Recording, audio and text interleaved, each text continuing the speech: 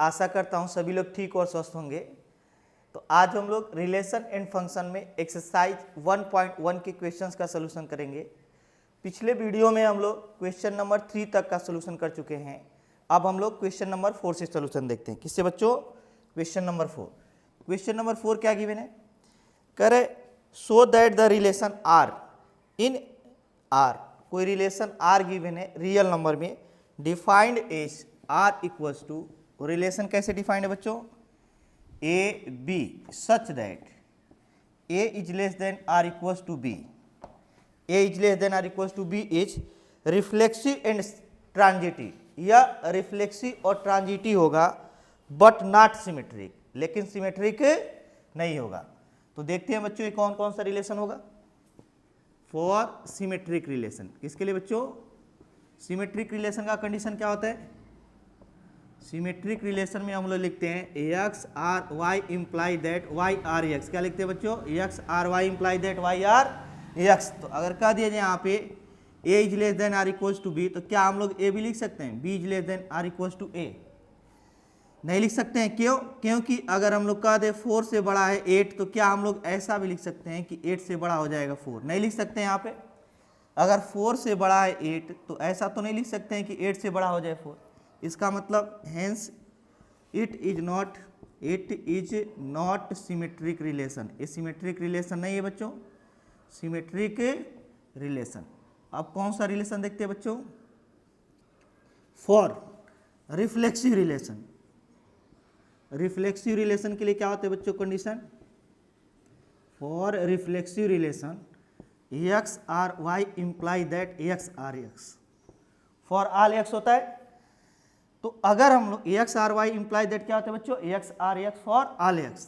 तो कह दें a is less than are equals to b, तो क्या हम लोग लिख सकते हैं ए is less than are equals to a?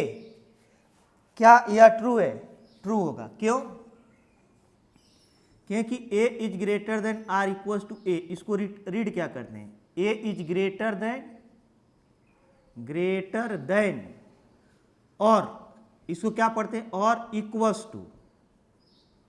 क्या पढ़ते हैं बच्चों? ग्रेटर देन और इक्वल्स टू, इसको पढ़ेंगे। और का मतलब हुआ कि कोई भी एक इसमें से ट्रू हो जाए, या तो यह इनइक्वलिटी ट्रू हो जाए या यह इनइक्वलिटी। कोई भी एक इनइक्वलिटी ट्रू होने पर हम लोग इसको ट्रू ले लेते हैं। अगर यहाँ पे और के प्लेस पे क्या होता है बच्चों? एंड।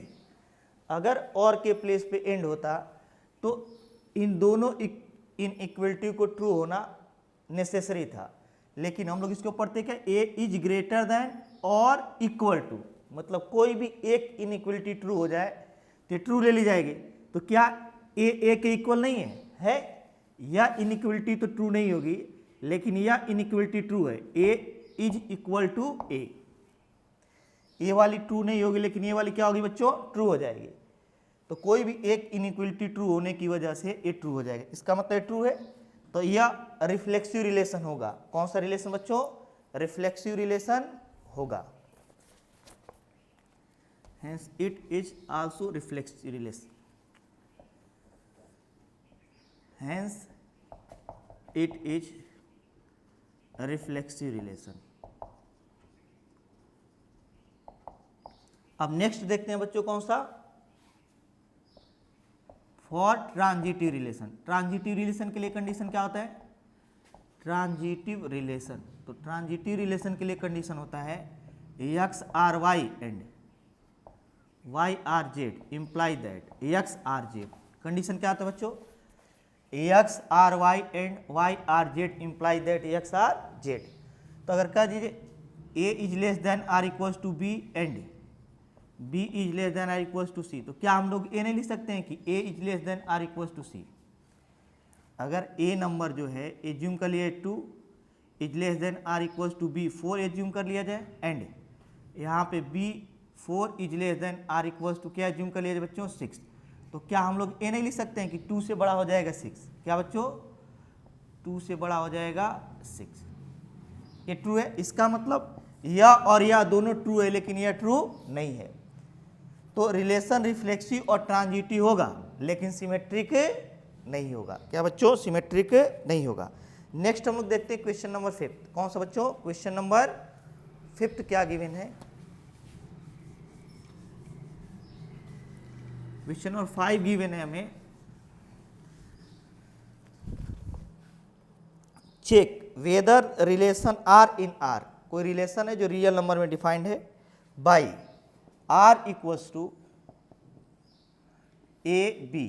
आर इक्वल्स टू क्या गिवन है बच्चों? A B such that A is less than are equals to B to the power cube, is reflexive, symmetric और ट्रांजिटिव।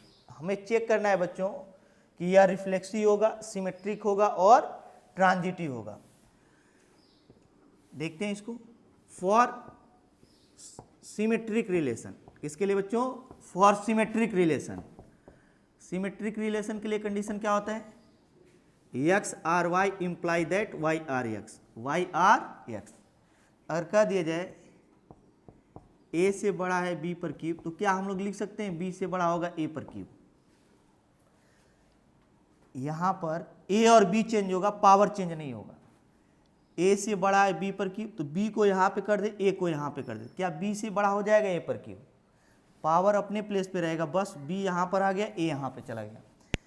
तो अगर यहां पे एग्जांपल ले लिया जाए,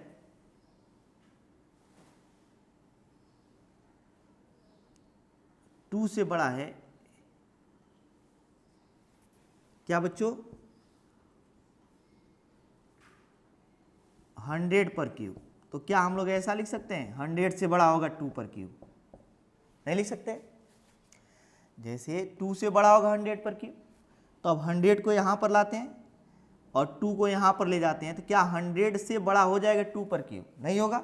नॉट इम्प्लाइज, इसका मतलब यह सिमेट्रिक नहीं है। क्या बच्चों? सिमेट्रिक रिलेशन नहीं होगा। For reflexive relation, reflexive relation के लिए कंडीशन क्या होता है बच्चों? X R Y imply that x R x. तो अगर हमें गिवन है ए से बड़ा है बी पे क्यूब, तो क्या हम लोग लिख सकते हैं ए पर cube is greater than are equals to ए।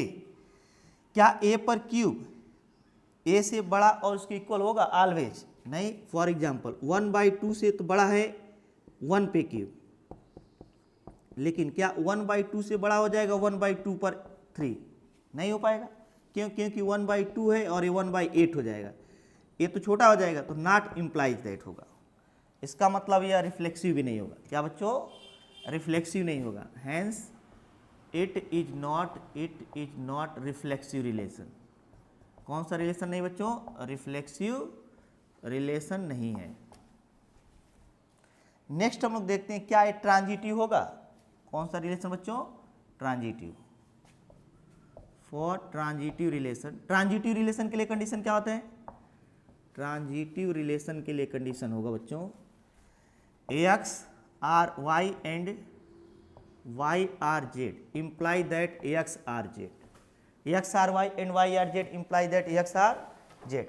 तो कह दीजिए यहाँ पे ए से बड़ा है बी पर क्यूब एंड बी से बड़ा है सी पर क्यूब, तो क्या हम लोग लिख सकते हैं ए से बड़ा होगा सी पर क्यूब?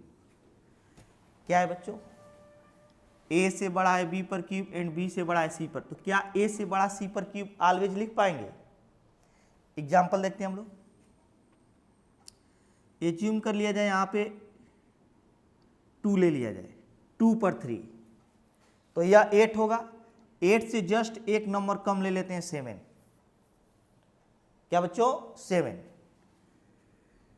पहले 2 नंबर ले, 2 पर क्यूब जो होगा 8 होगा एंड अब कह दिया जाए बी है तो 2 से बड़ा होगा क्या बच्चों? यहाँ पे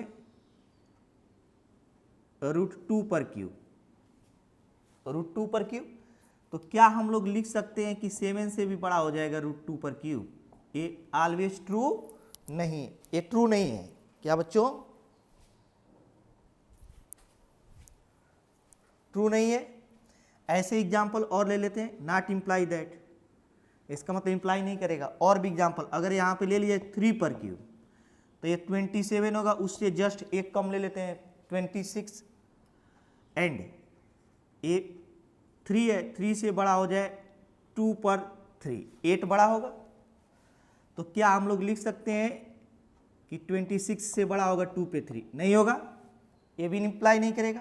ऐसे बहुत सारा एग्जाम्पल हम लोग ले सकते हैं। ज्यूम के लिए 4 पे 3 ले लिया जाए, 64 होगा, 63 ले लेते हैं, एंड यहाँ पे 3 से बड़ा होगा, 4 से बड़ा होगा, यहाँ 4 लिए बी की वैल्यू, तो 4 से बड़ा हो जाएगा 2 टू दी पावर 3। तो क्या हम लोग लिख सकते हैं कि 63 से बड़ा होगा क्या बच्चों? 2 पर 3? नहीं होगा। तो ऐसे बहुत सारे एग्जाम्पल होंगे जिसमें यह इनइक्वलिटी होल्ड नहीं करेगी, इसका मतलब ये ट्रांजिटिव रिलेशन नहीं होगा। क्या नहीं होगा बच्चों? ट्रांजिटिव रिलेशन भी नहीं होगा। तो ना तो यह सिमेट्रिक है, ना रिफ्लेक्सिव और ना ही ट्रांजिटिव।